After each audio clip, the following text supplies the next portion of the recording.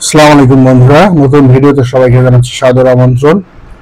আজকের ভিডিওতে আমি আলোচনা করব একজন ফ্রেশ গ্রাজুয়েট ইঞ্জিনিয়ার কিভাবে জব সেক্টরে তার জায়গা করে নিতে পারে, এবং অর্থাৎ নতুন একজন ফ্রেশ ইঞ্জিনিয়ার অর্থাৎ বিএসসি বা ডিপ্লোমা কমপ্লিট করা একজন ইঞ্জিনিয়ার কিভাবে চাকরি পেতে পারেন যদি তার কোনো ধরনের লবিং বলা হয়, যেটা বাংলাদেশে প্রচলিত আছে, লবিং, লিঙ্ক লবিং বা কোনো ধরনের লোক যদি তার না থাকে, কিভাবে নিজের চেষ্টায় তিনি জব পেতে পারেন সেটার সম্পর্কে কিছু আমি ধারণা দিব। তো মূল ভিডিওতে চলে যাচ্ছি। তো মূল ভিডিওতে যাওয়ার আগে কিছু কথা বলে নিই। যখনই আপনারা ইঞ্জিনিয়ারিং করবেন, বিশেষ করে সিভিল ইঞ্জিনিয়ারিং, আপনাদের স্টুডেন্ট লাইফে গোল ঠিক করে নিতে হবে যে আপনারা কোন দিকে যেতে চান। অর্থাৎ সিভিল ইঞ্জিনিয়ারিং অনেকগুলো সেক্টর আছে, আপনারা জানেন। সেটা হতে পারে আপনি কনস্ট্রাকশন রিলেটেড ফিল্ডে যেতে পারেন, ডিজাইন সেক্টরে যেতে পারেন, এনভায়রনমেন্টাল রিলেটেড কোনো সেক্টরে আপনি কাজ করতে পারেন, বা আপনি প্রাইভেট জব না করে সরকারি জবের জন্য অ্যাপ্লাই করতে পারেন, বা বিসিএস এর দিকেও আপনি চলে যেতে পারেন। তো আপনার স্টুডেন্ট লাইফে আপনার গোলটা ফিক্সড করতে হবে, আপনি কোন দিকে যেতে চাচ্ছেন বা কোন দিকে ক্যারিয়ারটা আপনি সেট করতে চাচ্ছেন।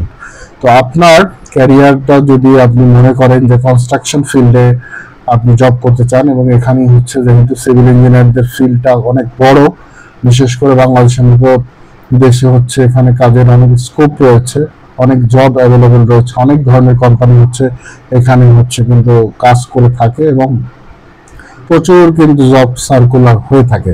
তো সেই দিক চিন্তা করে আপনি যদি মনে করেন যে আপনি কনস্ট্রাকশন ফিল্ডে আসবেন, সেক্ষেত্রে আপনার প্রিপারেশনটা হবে এক ধরনের।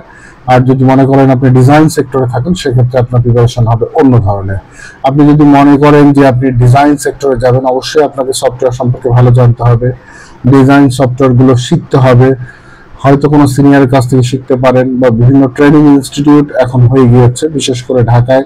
এছাড়া কিছু কিছু অনলাইনেও কোর্স শেখার কিন্তু এখন ভালো মাধ্যম তৈরি হয়েছে, যেটা কয়েক বছর আগেও হয়তো ছিল না। এছাড়া বিভিন্ন ইউটিউব সহ বিভিন্ন ওয়েবসাইট থেকেও কিন্তু আপনারা ডিজাইন সম্পর্কে ভালো ধারণা নিতে পারেন। তো প্রফেশনাল ফিল্ডে কাজ করছে এমন একজনের কাছ থেকে যদি আপনারা স্টুডেন্ট লাইফে শেষ করেই যদি তার কাছ থেকে ভালোভাবে তালিম নিয়ে নিতে পারেন, বা ইন্ডাস্ট্রিয়াল কোনো ধরনের ট্রেনিং করার যদি কোনো ধরনের স্কোপ কারো মাধ্যমে পরিচিত, কারো মাধ্যমে বা কারোর সাথে আলাপ করে যদি আপনারা জাস্ট কিছুদিন ট্রেনিং করবেন, সেই ধরনের সুযোগ যদি ক্রিয়েট করে নিতে পারেন, সেক্ষেত্রে আপনাদের জন্য ভালো হবে। তবে আজকে আমি আলোচনা করবো মেইনলি যেহেতু আমি নিজে কনস্ট্রাকশন ফিল্ডের সুপারভিশন রিলেটেড একজন ইঞ্জিনিয়ার।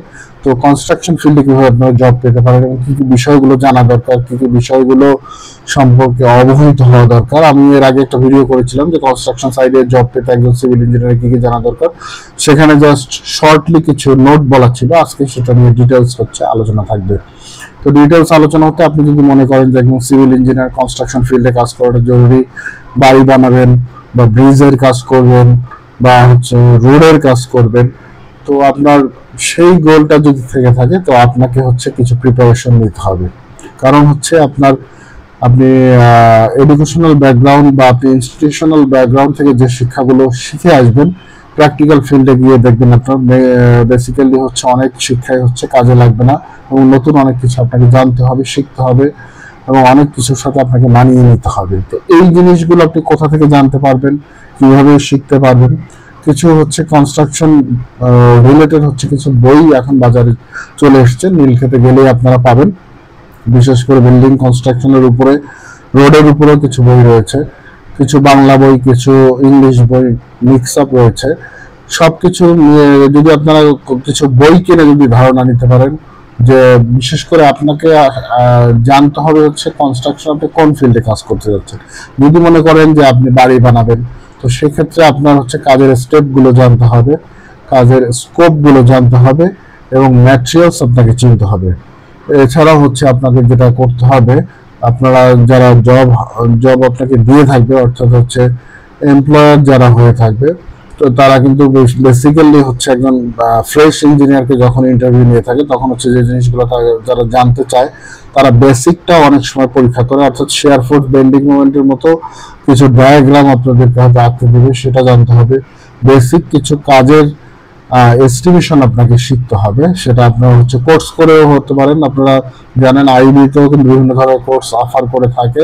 তাদের ইঞ্জিনিয়ারিং যে কলেজটা রয়েছে সেখান থেকেও কিন্তু অনেক ধরনের কোর্স করে আপনারা ট্রেন আপ করে নিজের এক্সপিরিয়েন্সটা গ্যাদার করতে পারেন। এছাড়া বিভিন্ন প্ল্যাটফর্ম হয়ে গিয়েছে, আপনারা জানেন বিভিন্ন ধরনের প্ল্যাটফর্ম রয়েছে। আপনারা ফেসবুক বা এছাড়া গুগলে গিয়ে সার্চ করলে পাবেন।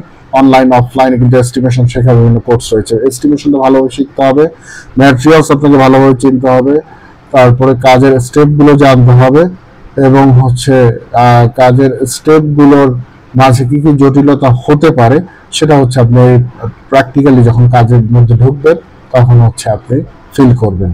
বিশেষ করে কিন্তু পাইলিংটা খুবই ইম্পর্টেন্ট, যেটা কিন্তু ম্যাক্সিমাম ইন্টারভিউতে কিন্তু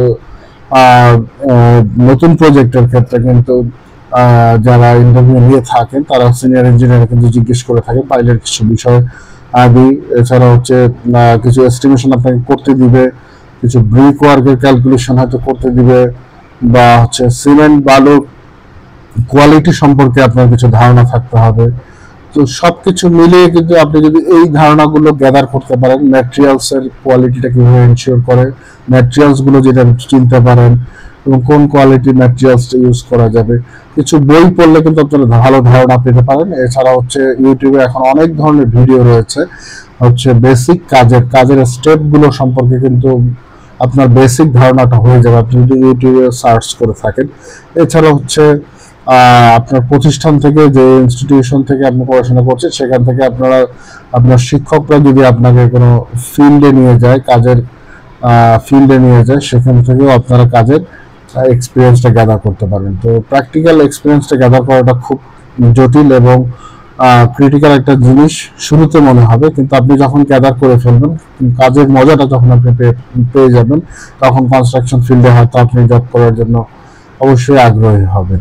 তো বন্ধুরা, আজকের ভিডিওটি আর দীর্ঘায়িত করব না। তো নতুন ভিডিও দেখতে আমাদের চ্যানেলটির সাথেই থাকুন এবং নতুন চ্যানেলটি সাবস্ক্রাইব করে আমাদের নতুন নতুন ভিডিও দেখবেন সে আশাবাদ ব্যক্ত করে আজকের ভিডিওটি শেষ করছি। ধন্যবাদ। আসসালামু আলাইকুম।